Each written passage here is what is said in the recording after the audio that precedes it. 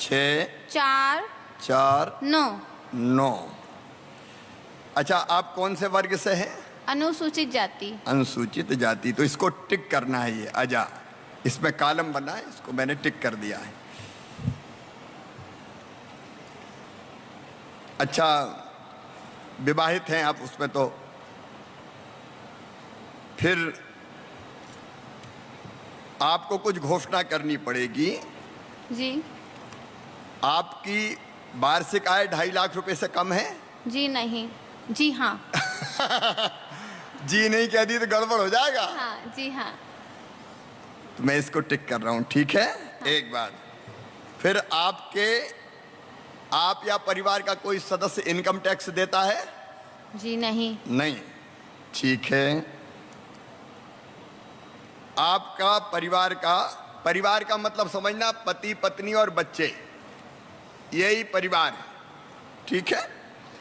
आपके परिवार का कोई सदस्य सरकार के शासकीय विभाग, मंडल, उपक्रम, स्थानीय निकाय में निमित्त या संविदा कर्मी के रूप में कोई काम तो नहीं कर रहा, नौकरी तो नहीं कर रहा? जी नहीं। नहीं, ठीक है। आपके नाम पे 4 पहिया गाड़ी, जीप, कार, वो तो नहीं है? जी नहीं। नहीं है। फिर 5 एकड़ से ज्यादा जमीन तो नहीं है? जी नहीं, नहीं अभी है। तो बिल्कुल भी नहीं है। बिल्कुल भी नहीं है। आपको और कोई भारत सरकार या राज्य सरकार की कोई प्रतिमाह 1000 रुपया राशि तो प्राप्त नहीं हो रही? जी नहीं। नहीं हो रही। आपके परिवार में कोई एमएलए, एमपी, वार्ड का पार्षद, जिला पंचायत का अध्यक्ष, ये तो नहीं है? जी नहीं। नहीं है, ठीक है। कोई भूतपूर्व सांसद, विधायक तो नहीं है? आप है ना? अब मैं तो हूँ, देखो ये बात सही है कि मैं विधायक हूँ और आपका भाई हूँ, लेकिन अभी हमने रक्त संबंध वाला परिवार तय किया, मैं तो सगा भैया हूँ। हाँ। है ना, ठीक है। फिर कोई निगम, बोर्ड जो सरकार बनाती है, मंडल, उसका कोई अध्यक्ष, उपाध्यक्ष, सदस्य तो नहीं है? जी नहीं। नहीं है। अब बस इतनी चीजें सबने ध्यान से सुनी, इतनी चीजें बतानी है फॉर्म भरने में। अगर ध्यान से सुनी हो तो हाथ उठाओ सब। सबने सुनी, बहुत अच्छी बात है। बस मेरी बहन, आपका यहां हस्ताक्षर होना है, दस्तखत कर दें। ये दस्तखत करवाएंगे, और अगर दस्तखत भी नहीं आते तो चिंता मत करना, अंगूठा भी चलेगा।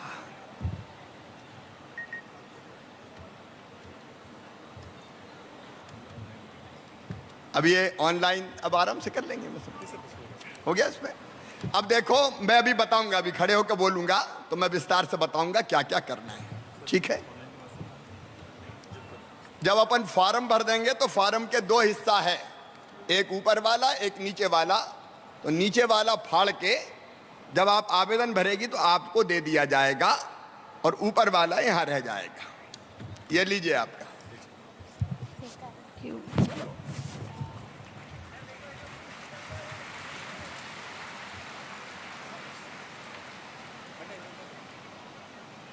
आपको कविता बहुत बहुत बधाई, धन्यवाद।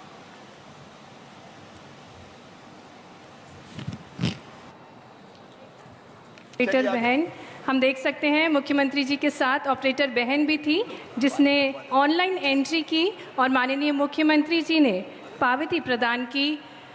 पहली आवेदिका कविता को बहुत बहुत धन्यवाद माननीय मुख्यमंत्री जी।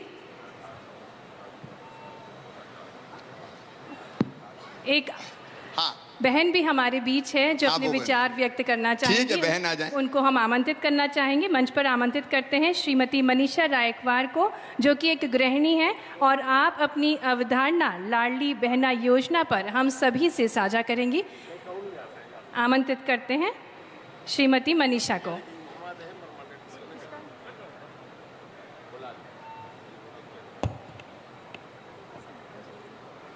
बड़े भैया शिवराज सिंह जी नमस्ते। बड़े भैया शिवराज सिंह जी नमस्ते। मेरा नाम मनीषा है, मेरे पति का नाम दशरथ है। भैया मेरी 2 बेटियां हैं, तान्या और श्रेया। भैया मेरी दो बेटियां हैं, तान्या और श्रेया। भैया मेरी दोनों बेटियों को लाडली लक्ष्मी योजना का लाभ मिल गया है।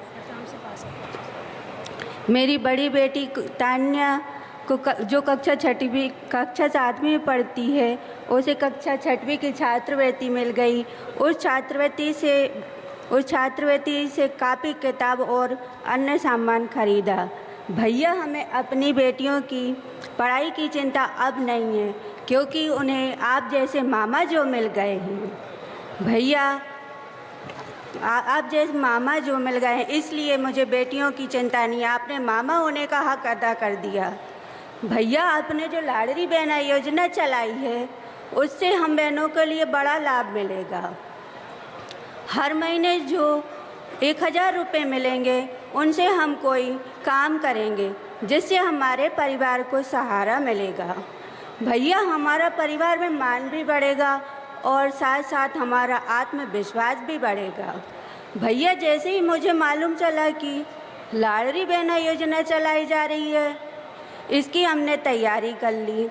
हमारा आधार नंबर, समग्र ID और बैंक में खाता खुल गया। इसी तरह हमारी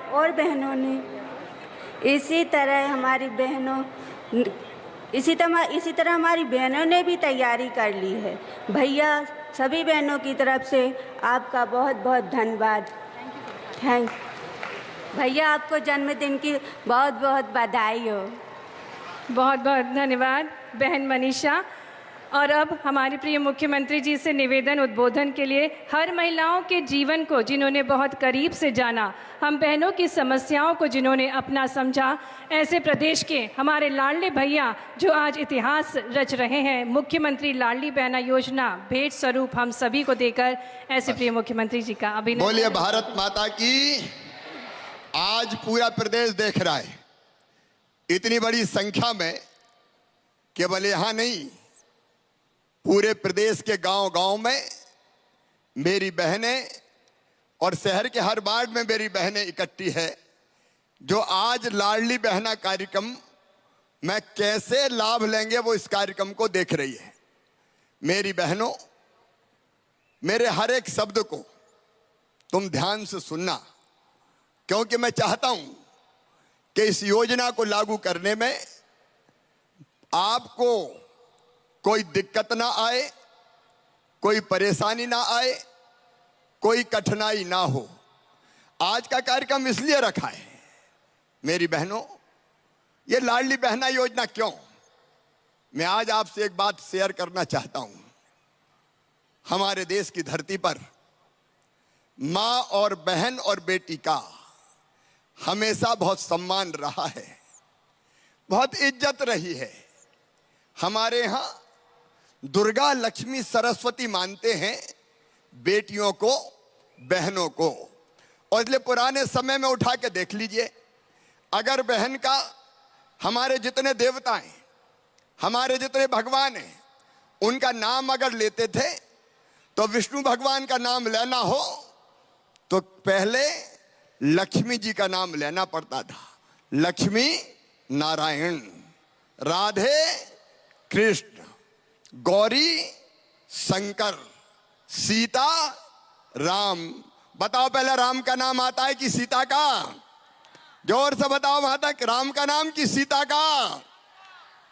पहले बहन का नाम, पहले नारी का नाम, उसके बाद पुरुष का नाम। लेकिन कालांतर में जब हमारा देश गुलाम हुआ, परिस्थितियां बदल गई। आज मुझे ये कहते हुए दुख और तकलीफ होती है मेरी बहनों कि हमारी बहनें धीरे धीरे कई बार भेदभाव का शिकार हो गई। मैंने अपने गांव में देखा, अपने घरों में देखा, अपने परिवार में देखा, बेटा अगर जन्म ले तो स्वागत किया जाए, बधाई गाए जाए, गीत गाए जाए, हवाई फायर करो, बेटा आया है, लड्डू बांटो, बेटा आया है।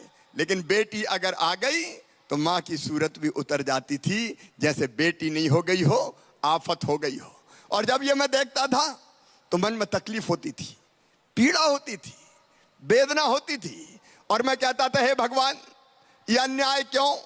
एक ही माँ के कोख से बेटे ने भी जन्म लिया है, बेटी ने भी जन्म लिया है, लेकिन बेटा शुद्ध दूध पी ले, बेटी पानी डाल के ही काम चल जाएगा। हे भगवान, ये भेदभाव क्यों? पढ़ेगा कौन? बोले भैया पढ़ेगा। बेटी? बोले उसको तो कंडा थापना गांव में कहते थे, कौन पढ़ाए? मेरी बहनों, ये दृश्य देख के मन में दर्द होता था, पीड़ा होती थी, तकलीफ होती थी। और मैं एक ही बात कहता था, हे भगवान, इस धरती पर वो दिन कब आएगा जब बेटी को भी बेटे के बराबर माना जाए। मैं कई जगह छोटा था, मेरी आवाज कौन सुनता, लेकिन कई जगह मैं ये बात करता था कि बेटा और बेटी बराबर है, बेटी को आने दो। एक जगह जब मैं भाषण दे रहा था कि बेटी को भी आने दो, तो एक बूढ़ी अम्मा खड़ी हो गई, बड़ी बात कर रहा है, बेटी को आने दो। बेटी आ गई और बड़ी हो गई और शादी करनी पड़ी, तो शादी में दहेज का इंतजाम क्या तू करवाएगा? मैंने सोचा ऐसे काम नहीं चलेगा, केवल भाषण से काम नहीं चलेगा, बेटी को बोझ से वरदान बनाना पड़ेगा। और इसलिए बहनों, ये मध्य प्रदेश की धरती है जहां हमने तय किया, उस समय तो मैं मुख्यमंत्री नहीं था, उस समय जब मैं एमएलए बना तो पहली बार हमने तय किया कि बेटियों की शादी साथियों के सहयोग से करवानी चाहिए, गरीब बेटियों की, ताकि बेटी बोझ ना लगे। वो बेटियों की शादी करवाना शुरू किया। जब मैं विधायक था तब मैं शादी करवाता था, जब मैं सांसद था तब शादी करवाता था। लेकिन कितनी शादी करवाते आखिर? 25, 30, 35। लेकिन आपके आशीर्वाद से मेरी बहनों, जैसे ही मैं मुख्यमंत्री बना, अगर पहली योजना मैंने कोई बनाई तो वो योजना थी कन्या विवाह योजना, कन्यादान योजना। और ये तय कर दिया कि भारतीय जनता पार्टी की सरकार है, अब ये सरकार गरीब बेटियों की शादी करवाएगी। बोलो कन्या।